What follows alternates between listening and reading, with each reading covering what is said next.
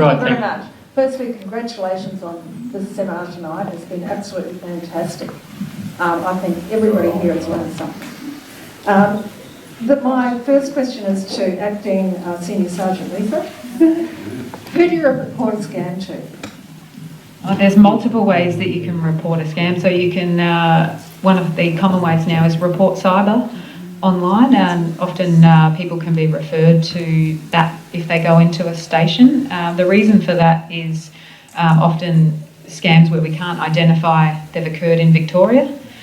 We might recommend that someone report that to report cyber online, and then that gets assessed by our cybercrime squad, and then they disseminate them out to local CIUs. Firstly, because crimes are reported, or frauds or cyber crimes are reported and have to be investigated by the jurisdiction, either where the offender is located, and often that's usually not known in the first instance, or where the money goes. So if your money goes overseas, that's overseas jurisdiction. If the money goes to an account in New South Wales, it's New South Wales Police. So you might go to a police station and tell them about your crime, and they say you need to report it on Report Cyber. It's for that reason, so it can be assessed by our cybercrime squad and then disseminated to the correct jurisdiction. At the moment, the resources for our cybercrime squad are limited, and they've had an extreme backlog, and those have been filtering through where, because of their lack of resources, they were not able to make inquiries with banks, because often the first piece of information is known as your bank account, and that's the information that you provide in your report, and cybercrime squad are unable to make that inquiry with the bank themselves because of resourcing, so they send it out to a local CIU, and that goes to where the victim is located. So then it comes to us. We would then make an inquiry with the bank, get that information back, and then it might go on to the correct jurisdiction. So you can report it that way. Obviously you can go direct into a police station and make your report, and they might refer you, or they should take your advice, and then many types of fraud investigations then handed over to detectives to investigate. In regard to assisting people get their money back and giving information to the police. Yeah, look, I obviously can't talk in relation to giving information to the police. That's being looked after by a fraud squad, a fraud department. I think the banks do make a lot of effort. It has gone absolutely crazy in the last couple of years, and I think all the banks are probably understaffed in this area, and certainly I know Bendigo Bank have taken on an enormous amount of extra staff in this area to try to be on it faster than we can. I think when the banks look at these things, they look at the individual's involvement. So if they've been completely scammed by none of the things, we have situations where people, yes, get a phone call and people provide their access number and everything like that. They're almost impossible for the banks to be able to stop. So if a criminal rings you and says, I'm from the bank, let me into your account, and you give them all the details, your access codes, the whole lot, it's obviously very hard for the bank. In relation to refunding money, the hard part gets, and it was raised actually as one of the items, I think, in the UK now, that there's in certain circumstances the banks are refunding the funds.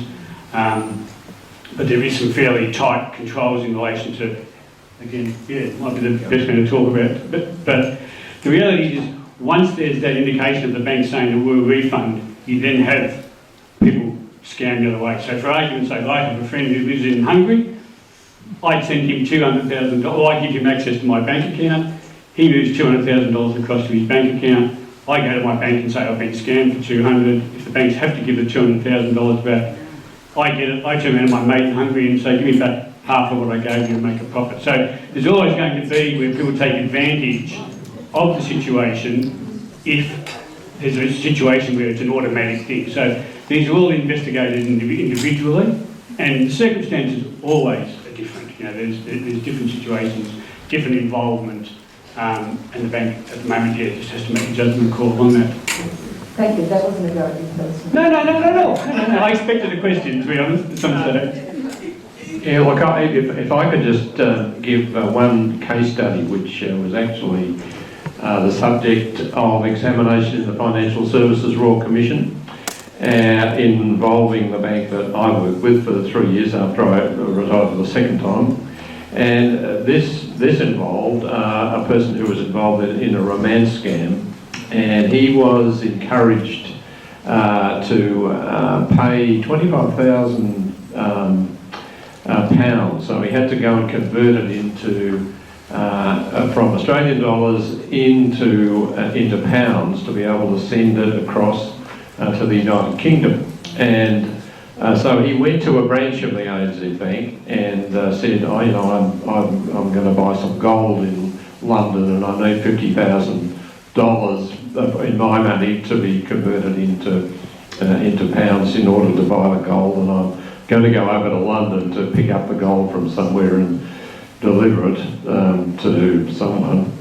And the bank manager actually facilitated all this. And then when we actually had a look at the circumstances, and we said, oh, gee whiz, really, you should have asked a few questions about what was going on here. So in fact, the bank compensated the customer in full. So this is really backing up what you just said, the individual circumstances where the bank is directly involved in effect facilitating something which is obviously shonky. This poor old chap, his wife had died 3 months beforehand, and he was in this sort of thing. The bank manager should have picked this up, and the banks, generally speaking, in those sort of circumstances, will always hop in and compensate the customer in those sorts of unusual circumstances. But clearly, there was almost a fiduciary relationship between the customer and the bank, and therefore the bank has to do more in those sorts of circumstances. Thanks, Colin. What about a question for Dimitri? It says that I'm writing to inform you about a recent data breach suffered by Pareto Phone Company, a former fundraising service provider that provided services to Stroke Foundation during the period from 2009 to 2017. The data breach occurred in April, but it was only brought to our attention in August. But what I'm telling you is that apparently other charities have also been affected. They say investigations indicate that no government identification documents, health information, bank account, credit card or financial information was collected by Pareto Phone. But they will have name, address, date of birth in some cases, a landline phone number, a mobile phone number and an email. So I just thought it might be a good idea to warn everybody to be careful. I mean, if you're sending money to these people, you're probably doing it via your email, via your credit card. So, Thank you very much. Dimitri, just tell us a bit about when you go and help people with their computers. What do you find people are doing wrong? Well, I can talk from my so-called field experience. Usually people call me when something like that happens, some kind of breach. And from my experience, I can tell, in most cases, the scam is not actually sophisticated. Usually it's a phone call from overseas telling you that your account is going to be terminated, whichever account is bank or your NBN account or your email and something like that. So in most cases people actually react adequately, which means they just simply hang up and say, well, whatever happens, happens, which is actually the right thing to do. So, and I always tell them, neither bank, neither Telstra, neither anyone will actually call you and tell you that you need to take action. For example, to preserve your NBN account or your email or something like that. Telstra specialists, if a scammer calls you and tells you that your computer, the words they use actually quite interesting. They said, your computer is causing so much trouble in our system can't keep up with it, we have to fix it urgently. And Telstra would never ever do it. What they do, they just simply cut your account, cut your line, NBN, and wait for your call. That's the rule. They never ever call you. You call them.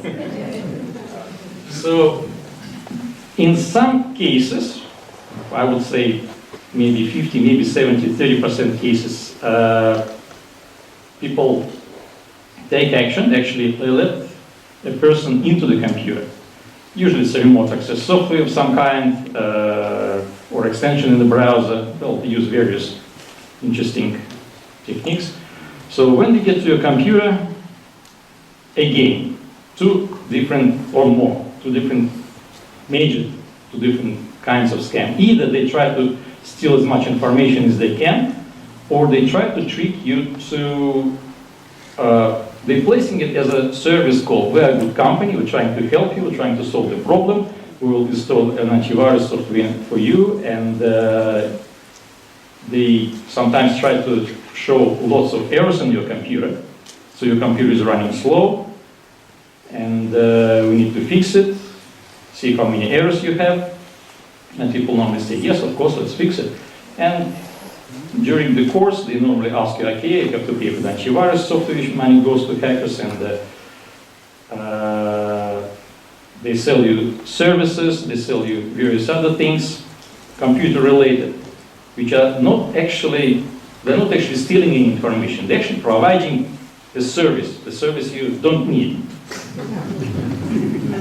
Yes, and you have to pay for it. And at the end, they ask you to fill out the form online, usually your username, password here, there, credit card numbers, just things like that, just to keep it protected, so they say. And they might actually use it later to actually get money out of your account. So,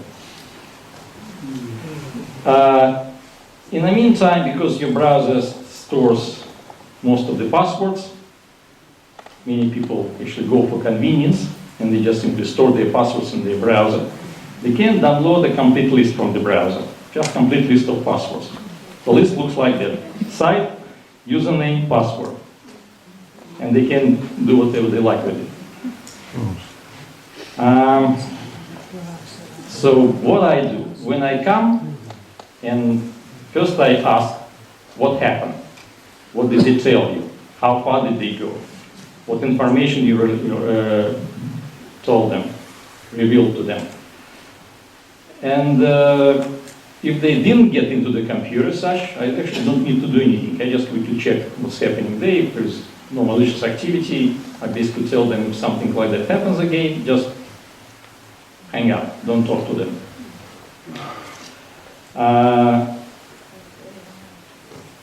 I had actually quite a few interesting cases. So I come, I clean, everything is nice, cancel credit cards or just put some kind of block there. We don't need to do it frequently. So if they didn't go far, we don't actually need to block anything. So, but what happens next is quite a few people actually were scammed twice. So, first phone call, everything is nice and clean, then they call again in a few days and they say, well, I'm calling from the bank, looks like you've been scammed and we just need to investigate it a little bit further. And they try to get into the computer again. Once it was actually even more interesting. There was a phone call from Australia, they say federal police. We're investigating the case, we need to urgently collect some evidence from your computer. So your cooperation will be required and you need to give us access here and there, and again, they get scammed. So... Okay. Vivian? Hi Phil, Hi John. hope you're feeling better. Oh yes. This is a promotion of the Neighbourhood Watch and a very anecdotal story about Qantas frequent flyer points. I'm pretty well travelled and I've got in excess of, I think, 250,000 points, frequent flyer points. I received an email from Qantas saying that I was a long-standing frequent flyer member, and because of Qantas, they're going to be offering special rates to clients like me, and it came from Qantas Relations. The next day, and I of course applied, I provided my PIN number, and of course the inevitable could happen. What happened? I could use my frequent flyer points to have a very extensive holiday on frequent flyer points. The next day, I walked into the kitchen and my wife had this magazine from Neighbourhood Watch. And in an article from your esteemed self, telling people to be very wary of a promotion from Qantas. So it emphasises the point that the website was so authentic that you couldn't question it, and it came from Qantas Relations. It was just, and they had my details. And what I'm stressing to people is that if you can read those magazines from Neighbourhood Watch, I could have been saved a considerable scam by just opening up and reading the magazine. Is that the one with my photo in it?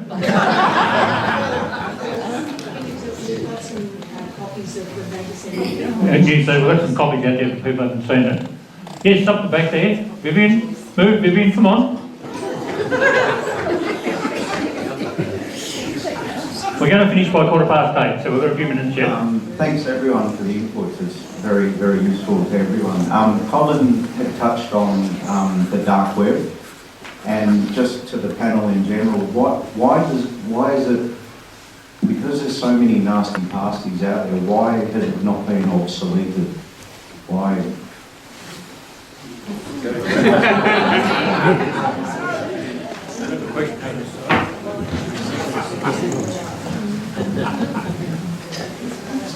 Yeah, look, it's a good question, and it is a very, very mean and nasty place to hang out.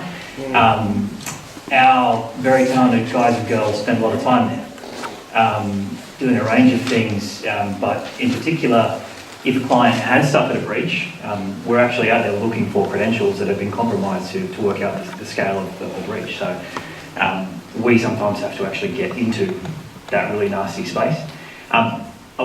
This is kind of actually a similar point to the problems we're grappling with the banks and also with the telcos. When the internet was built, same as the phone system, it was built on a trust basis, and the trust was only universities can access it, only research and DARPA can access it, so the communications infrastructure under it was open. And that was really exciting because it allowed us to do all these really generative, interesting things. Same was true of banking. It was secure by design because you had to go to a bank, or telco, you had to have your landline. So it's less about shutting it down because it's the carrier layer that underpins it. It's kind of the plumbing. But it's making sure we've got the right plumbers and the right valves and stop points to stop getting into it and stop getting out of it. And the same is true of kind of the banking system. We need it at a certain point to be open, otherwise it'd shut down all the things that are useful. But we need to make sure those valves all the way in or out are controlled. I hope that makes a bit of sense as to kind of why we can't just stand it down. But the AFP and state law enforcement agencies do, and kind of to Will's point earlier, to the extent that they can, attempt to hack back and conduct disruption operations on the dark web as well. So, and that's something that they're partnering with the Australian Signals Directorate more and more to do. So we are actually pushing back in that space as well. Okay, a couple more questions. I'll give her a rest in a minute. Lorraine, would you come up, please? Lorraine's one of our friends. She was. Where's that green shirt? Tell us about yourself, Lorraine. My scam or me? I'd rather talk about me. Well, I'm one of those ones that felt very embarrassed, and I couldn't talk about it for about at least 6 months until my family said, "Mum, no one's been killed, you've lost some money, but life moves on." So I then went to 2 of the banks, CBA, didn't get a lot of sympathy from them, purely because how my scam started was they phoned me late Sunday morning and said... Who did a scammer? A scammer, yeah, and told me that the NBN was at the end of the street and that there was a problem with my connection. So I was on my own, I believed all this, and then they said, you'll need to open up your computers so we can fix it. So Lorraine opened up her computer, and this went on for about 2 hours. That they were putting a program onto my computer. You're on the phone. Yeah. So I opened my computer and then went on, as I said, for a long time, and I kept saying, why is it taking so long? And they kept saying in this lovely voice, ma'am, we're only trying to help you. So, of course, ma'am believed it. Anyway, after a long time, I thought, there's something wrong here. So I pulled the plug and I heard the man say, oh, she's pulled the plug. And I thought, well, you're not helping this man any. So anyway, the next port of call was, oh, my computer went completely black. And I thought, oh, what do I do now? So after all of this, about 10 minutes, I thought, I'm going to go into the bank, go to my net bank, and sure enough, 20,000 had been taken out. And I just froze. So I then tried to ring the bank, and they weren't terribly helpful in that they said, you'll have to wait till the tomorrow because we don't transfer the money over straight away. So I gave me a little bit of hope, shall I say. But anyway, I then went to the 2 banks and they weren't terribly sympathetic. So this was now about 3 weeks, a month down the track, and I thought, I'll go to the police. Well, I'll have to say the policeman was very sympathetic. And he took all the details and I signed a statement there and then. Down at Sandringham. Down at Sandringham, I don't know, yes, Sandringham. And so then my daughter, after about another 3 weeks, I didn't hear anything back at that stage from the police. About another 3 weeks, my daughter said, well, Mum, let's write a letter to head office.